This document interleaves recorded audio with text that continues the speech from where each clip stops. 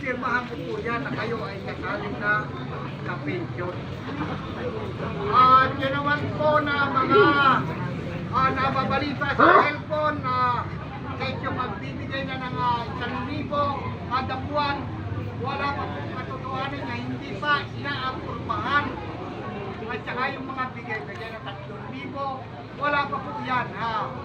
Hindi pa po nilalagdaan ng ating Presidente at Senado. Wala pa pong katotohanan na maniniwala kayo sa kayo ay makakatanggap na kagad. Ano po ng OSCA yan. Siguro po ang sinasabi nila, malapit na. Yung po ang sinasabi nila. Naintindihan nyo na po. Nagbigay na muna tayo na nagbigay natin. Yun po, ipinaalam ko lang yun.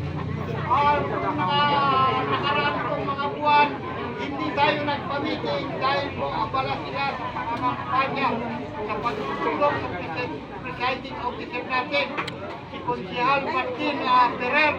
Siya po ang namumuno sa senior citizen. Ayan po, para malaman nyo. Salamat naman po at sinuportahan natin sila. Salamat po sa mga senior. Priority po nila ang senior citizen.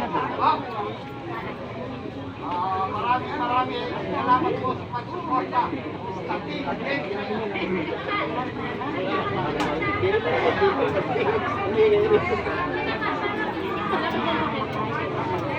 Meron.